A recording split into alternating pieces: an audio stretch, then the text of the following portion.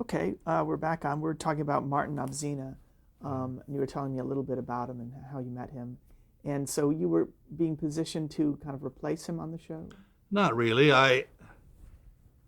He liked me, relationships are usually like that. You work for a man and he won't completely trust you. Then finally when he doesn't show up in the morning, you know,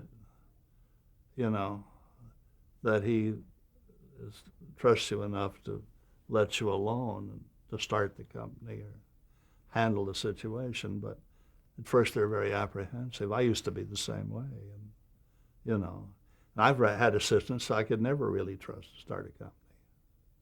They'd either be late or something, and you just although they're good at certain jobs, you don't trust them completely to do it. Because you can be attacked by everyone, and if from the carpenters to the painters to everyone, you have to really trust an individual to give them the job. Now, when you started on the Hitchcock Show, it was already in progress? Oh, yeah. And, I forget how, maybe for a short time, yeah. And you were not being credited at first. You were just an assistant to him? You couldn't find a credit anywhere. No, I don't think. Mm-hmm. You know. Do you remember some of the very first ones you worked on when you worked? No, I really don't, to be very honest with you. In fact, I can't even remember. I've done so many, but I can't. If you bring up a plot line or something, I can remember it. But as far as the titles go, I'd have to look at a list of stuff to do it. I don't. Only you think about in life the disasters. That's the first thing that comes to your mind. Or maybe one that's exceptionally funny or popular. I do know that we ran #1 for years there, as far as viewership goes. And Bristol Myers they just had one sponsor in those days. It was Bristol Myers, and you had to be careful that, to kind of do some things they wanted. But eventually you did get credited as an art director on the show. Well, as soon as you get the show as an art director, you get credit. Mm-hmm. Now, production designer came in later. It's for the first. I said the first production designer was Cameron Menzies, but it's a title that you're supposed to make 3 feature films. There's an approval board of the art directors to be a production designer. In other words, they're art directors. The award is for art directors. I used to say a production designer was an art director of the room and board, but basically it has a certain function. Essentially, you can get more money because the title is not covered with a contract, But it's basically just same job. Semantics, yeah. Yeah. Well, you have to give you a single title to get it. Oh, it's your own card, you mean? Yeah. Now, yeah. Please. I'm sorry. Getting back to the Hitchcock Show, what was your relationship like with Alfred Hitchcock? Well, it was kind of distant. I don't. I used to call him Hitch, and he was friendly. He wasn't a mean man at all. But he was a very smart, sharp individual, and working with Hitchcock like working for God. If you didn't like it, there's no place you could go. You know what I mean? He was the absolute boss. And if anybody got on my case, which they did occasionally for money, I'd always go see Hitchcock, and that would be the end of it. Nobody wanted to tackle him. What were your budgets like on the Hitchcock Show? Well, they were, in those days, minor. I think they got up to about 100,000. That's about it. For an episode? For the whole show, yeah. Mm. I just paid maybe 10,000 or something. Usually, set budgets in the old days. I don't know what it works today. We're about 10% of the. You can figure on an average we're about 10% of the. But you got a lot for your money, So you had $10,000 for one half hour. Yeah, and sometimes you'd go 20, then be hell to pay. Were there times when you had to say, "Listen, I can't. There's no way I could make the amount." If I was dealing with Hitchcock, I couldn't do that.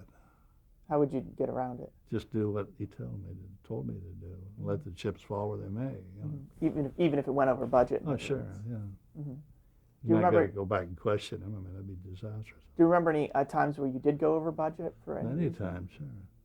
I could tell you about the time of that film that won the Director's Award for him, and it got me a nomination. It was, you know, the well-known film about having a frozen piece of meat and hitting the guy on the head, and he's eating it later, the police, and took place in New Zealand. And I was in the midst of a huge budget fight over putting the thing on the stage. I had a very large stage to put it on, and I had an idea to do it in false perspective. Production office was on my case, and they decided that Hitch should go out in the desert and see this chicken farm in somewhere out by Palmdale. And so he, under the pressures of money and all, he decided he'd go look at it. And I remember meeting him in the morning. He had a limo and it was kind of black. And he said, ride with Hitch. I thought, oh, Christ, I'm going to have to ride with him, and because he's not going to speak to me. And so off we go to Palmdale, you know. And he's not in his element, and he's not happy. And he's not speaking to me, and I'm not speaking to him because I don't know what the hell to say to him anyway, you know. So we get out at Palmdale, and it was one of those days, maybe 110 degrees. The dust was blowing. There was a little house, and a huge chicken house in the back. And the production manager says, now, this will work. We can drive up here. And supposedly New Zealand, you know, which doesn't look at all like Palmdale. And Hitch do that, you know. And so he said, now, come on, you have to see the chicken house. So we walk in the chicken house. And God, the chickens are flying all over hell, and there's dust and wings and feathers flying.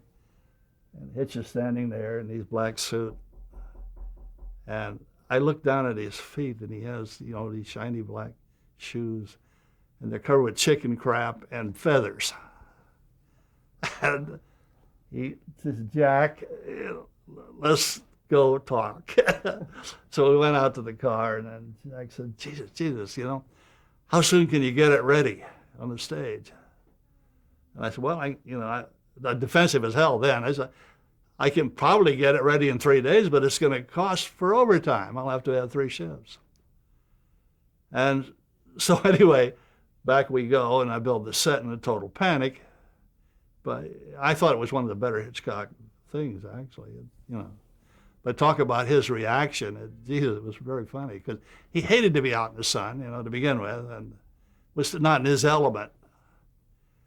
Yeah. I remember a lot of strange things about him, like waiting for the lead-ins. We always lined up lead-ins. And they'd like 1, 2, 3, 4, 5, you know, we do maybe 6 shows or 5 shows at once. And I'd always line up the sets, so I'd put his dressing room so he could, not leaving his dressing room, could look at all the sets, you know. And then there was always that fatal moment at 7:30 in the morning, and I'd look out, I'd be standing by the dressing room, and I'd look out there, and the big door would open like that and crack. And then the limo would drive up, and out he'd come. And he was really not too happy. You could tell by looking at him. And he'd walk through there, and for some reason, all the damn crew would line up like troops, and they'd say, good morning, Mr. Hitchcock, good morning, good morning. Not a goddamn word, you know. And then he went to his dressing room.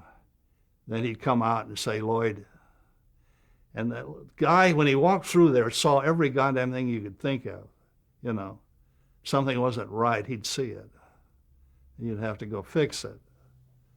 And then the day would start, and then he would get something to eat, and it would go. But I always remember that moment of the, you know, it's funny how you get an image of it, the door opening and the little, you know, guy coming in, not little, but he, you know, heavy set. But boy, he had an eye for, you know, everything that went on. So there was almost a certain amount of trepidation when he came in the door? Well, fear, sure. I mean, he was not anybody to fool with, you know.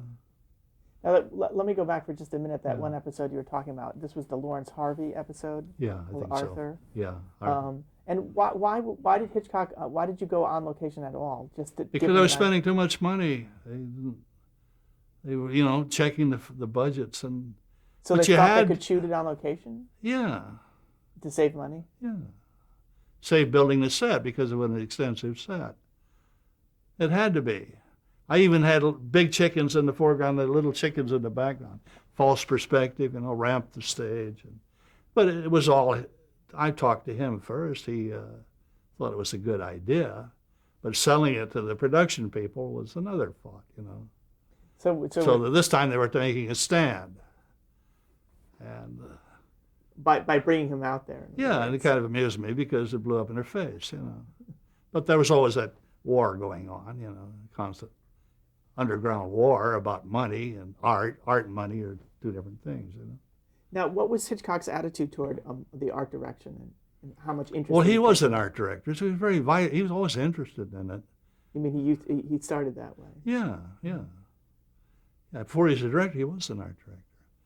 So he thought like an art director, He always did tell me that if you can't do something big, do it small, but do it right. I remember we were talking about London, and those lampposts in London have the dolphins? He said that, now we sure as hell can't do the Thames. He said we can do a lamppost.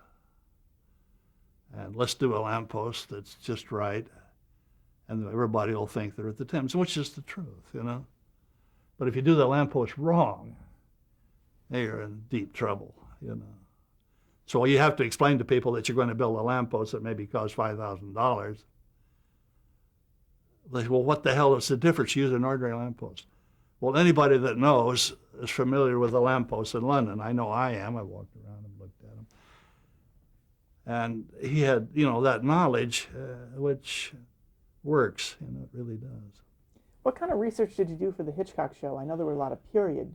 Everything I could think of. I have tons of stuff, and and they had a research department at Universal at one time that usually you could find most of what you wanted. There were a lot of also British things that were set in Britain, were there not? Yes, he liked a lot of actually basically what it was, a lot of short stories. For half-hour movies come from England. They're English stories.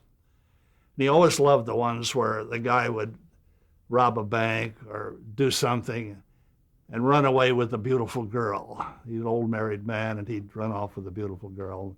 Then Hitch would always cancel out it because he'd come out in the end. They were apprehended at the next day, put in jail. And he got over, what the things he loved by putting one line at the end. Now, I know the show was known for its twist ending. Yeah. Was there ever a case where it was a piece of art direction or a piece of a set that was the twist? Unless I did a lot of research, I couldn't remember really. Mm-hmm. Yeah. And how would Hitchcock express his ideas about art direction? Draw them. He's a very, very clever draftsman and artist. What happened, if I did a show with Hitchcock, I'd meet him at Paramount. And he was always quite gracious, and he had this huge office, and a beautiful girl would let me in. But he was extremely nice. He'd order a lunch for me. It would be steak. And he'd sit down with a drawing board and tell the girl, now please, I don't want any calls for the next hour and a half. No interruptions. And he'd sit down, and we'd pick up the script and go through it. And better know the script, of course. And he'd say, now I'd like to do this and that. And I have so many shots here, and I want to do it this way. I get a handful of paper and out the door. And what exactly, have a nice lunch with him and be out the door exactly when he said, So he'd sit at his desk and literally draw it out for you? Yeah. He didn't prepare it beforehand. He would draw it in front He'd do of you. it impromptu right there. Yeah. Mm-hmm. But he knew the scripts, I mean, he had a great part in selecting the stories, and you had to give him credit, the success of the thing that was really his baby, Now, for the ones that he directed, how well planned were they? Very well planned, especially by Mr. Hitchcock. He knew every shot. You walk up and say, how many shots you have left, he'd tell you. And of course, some of the editors were really upset because you couldn't edit his films. You put them together, I mean, he'd shoot a scene you clip it together, and sometimes it didn't quite make it. But I remember we did one, and it was short. And so they called him and said, "Will you shoot some added scenes?" No, I won't do that. And so they had extra long commercials, and we shot extra long lead-ins, or, to make up the difference in the timing. But he wouldn't. He said, "That's the story. I can't add anything to it." Wouldn't. Can you talk a little bit more about the intros in terms of the art direction? It's just a suggestion of what a place would be, or they were minimal, weren't they? No, actually, they could be fairly extensive. You were surprised at the stuff we built. The whole stage is full of stuff. It's just we had 3 shifts, a big company, If they pile in, man, you're surprised what they can do. And, you 3 gangs of people coming in, and they work all night. You'd be surprised what they did. Mm-hmm. Some of the sets were due credit to feature productions today, believe me. Oh, I meant specifically the intros, the little pieces at the beginning. The intros were little pieces of vignettes that suggested what was in the film. Like I remember one time we had an Indian rope trick. It was part of the film, and Mother brought this fat kid in, and I remember we had the rope, we put a piece of steel in the rope, and the kid had like a diaper on. He was a Hindu, and they painted him dark color. And the time come the kid to climb the goddamn rope, he couldn't do anything, I remember he said, "Get that goddamn kid out because he just couldn't make it. And the mother sold it, that he could do it, and I thought that was kind of funny. But it caused a lot of trouble, They had to look for another kid, and it was too late, Did they just dispense with the idea? Yeah, changed it around. Yeah. And can you talk a little bit about Hitchcock personally? What was his? Was he a serious person? To me he was. He had a wonderful sense of humor, and everybody would gather around him for his jokes, which were terrific.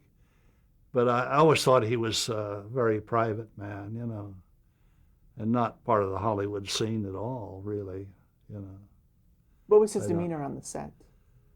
Commanding. Never said an awful lot.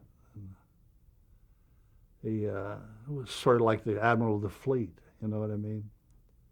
He had connections, this and that. And he wouldn't talk much. He'd call you in, sit you down, tell you he wanted to do this or that, or what was wrong, and then go from there. But he didn't make a lot of noise, Now, on the episodes that he didn't direct, how did you go about, you wouldn't have those meetings with him about the art direction. Who would you talk to? The director, yeah.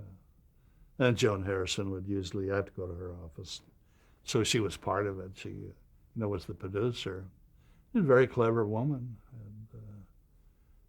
And, the 3 of us would work it out. Was it unusual for a woman producer in those days? That time it was, yeah. Mm-hmm. Yeah, her history, I think she came along with Hitch for years. She was his nanny, I think, at one time. He had a daughter called Pat. Pat was acted in a few of the earlier ones. I don't know whatever happened to her. I saw some articles in the paper about her. Can you talk a little bit about Joan Harrison? What was she like? She looked like a movie actress, blonde, statuesque, beautiful woman. And the British, very well educated. She married Eric Ambler, the writer, and went to Switzerland. Died after that. I don't know what of, really. And what about Norman Lloyd? Where did he fit in the picture? Well, he was a friend of Hitch's, and he'd been, in a number of films that and actually he was associate producer for a while for Joan Harrison. So I had a lot of contact with Norman. Nice man, good actor. Yeah. Did you work with him when he directed some of the episodes? Yes, but I can't remember what they were. To be very honest with you. There was a famous one, Man from the South, with Steve McQueen and Peter Lorre. Yeah, Peter Lorre, I remember that quite well. Right. And Peter Lorre, McQueen's wife was in it, Noelle. And it was great, yeah. It was about fingers, cutting off fingers. Yeah. It's frightening script, frightening idea, but it really worked. Yeah, I remember that. Let me ask you about some of the other people who worked on the series and have you talk a little bit about them. Robert Altman, I know, directed some of them. Do you remember working with him at all? Yeah, I worked with Blake Edwards at once, but I can't remember, when he was starting out, but I can't remember. What about it Paul was. Henreid? Paul Henreid? Oh, yeah, Paul Henry, yes, I knew him quite well, yeah. He always had a tendency to, they always worried about Paul because he got into sex. And he did one film with him, and they had so damn many letters in those days that they used to try to put the brakes on him because he kind of thought that way, And the stuff was very interesting. You mean one of the Hitchcocks generated Yeah. letters? Yeah, I got hundreds of letters. Oh my It God. scared him to death, Do you remember what that was, or? No, I don't. But it had that famous New York model, and I can't remember her name. She got to be a fairly big star too. It was her beginning. What her was the first- objection? What were the letters about? Oh, dancing, on tables, and that time it was pretty tame compared to, but in those days it was a big reaction. And I know Joan Harrison got so many letters that she had to be careful, tell him to be careful. Let me ask you about just a couple of the episodes. There's one called The Glass Eye with Billy Barty as the ventriloquist dummy. That's one of the great ones of all time, I think, really. What do you remember about that? Except it was a great idea and a wonderful. The ventriloquist was really the dummy, and the girl was in love with him, and she fell in love, and he could only meet her in a darkened room. And she was so enamored with the dummy that she reached out and touched him, and it fell over. And Billy Barty came screaming up out of the, because he was really, was a reversal. And it was damn good, yeah, damn good. Easy to remember, because it was a great plot line. Who would make props? Like who created the glass eye? Let's say. Oh, they had prop departments and then do that, They had excellent departments, really. They had good special effects departments, had everything. Yeah. Let me ask about just a couple more. One is called an occurrence at Owl Creek Bridge. Yeah, that was done by a British director. What the hell was his name? He used to work for Disney, I think. Stevens, Robert Stevens. Yeah, Robert Stevenson. Mm-hmm. And I know that was an adaptation of an original. Maybe Oxbow movie. mentioned it or something, I think. Yeah. What about Dip in the Pool with Keenan Wynn? I don't know if I remember that. What was the plot line? Do you remember? He jumps off the ship to delay the ship because he's got a bet on how long it's going to take to get to port. No, I'm not familiar with that one. Okay. What about The Crystal Trench? This was another one Hitchcock directed. It had a mountain set and. So about the one that's the boy in the glacier? Yeah. She fell in love with, disappeared. 20 years later, she went back, and there he was in the ice, and she polished it. The problem is trying to make it look real. Somebody in the ice is no cinch, And I remember I got a big ice cube, and I carved out a spot that I took a one and polished it like a mirror, and had to shoot it fairly quick. And Hitchcock, I think, directed that, didn't he? Yeah. He called it a glacier instead of a glacier. I remember that. The British, I guess, vernacular. But So you used real ice? yeah. It wasn't plastic? Well, something was plastic, but at this age, I can't remember. But I know the big fight was trying to figure out how to do it so it looked right when you looked through it. And I'm not even sure that it looked right. I hope that it did. So there was an element of real ice, huh? Yes. Under the lights and all? Yeah. So you just We literally had to do it quick. You kept it, dry melts. ice, and Yeah. you do it quickly. And you have five. You always have five or something, or three of them. It's like a breakaway. You never ever have one. You break away a window, you have three or four. If you don't, you're in big trouble. You have to do it quickly. You have one, you're dead. If it doesn't work, it's too bad. You have to figure that. Well, let me ask just a couple more and then we'll move on. One More Mile to Go. This was with David Wayne. He kills his wife and dumps her in the trunk. And then the police notice his taillight is out. Yeah, I Do you remember remember. much Yeah, about that yeah. one? I remember they did another one too about traffic, and they had law, like you go through a speed trap, and they did one too they had a tape recorder. At that time, it's kind of interesting. But actually, my memory of these is only if somebody brings it up, because I've done so many other things in my life, and I have a tendency to remember the features more because they're more trouble. But Okay, last one I'll ask you about is Who Killed the Count? yeah, that was a 3-part, I think, wasn't it? Mm-hmm. Yeah, Hitchcock directed that, but I hate to say this, but I think it was kind of dull, if I remember right. Didn't quite work. Now, is there a reason why it was 3 parts? No, he sold it that way. Mm-hmm. At one time, they were trying a thing called Suspicion, too, which was a series of 1-hour, 1-hour films for television.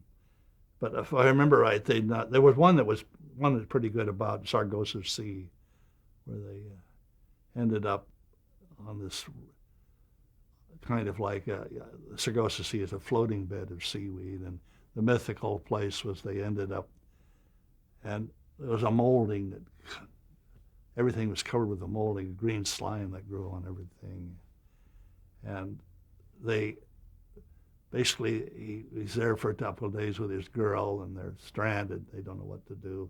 And he looks down, and his green mold is growing on his hands, and he looks at her, and it's growing on her face.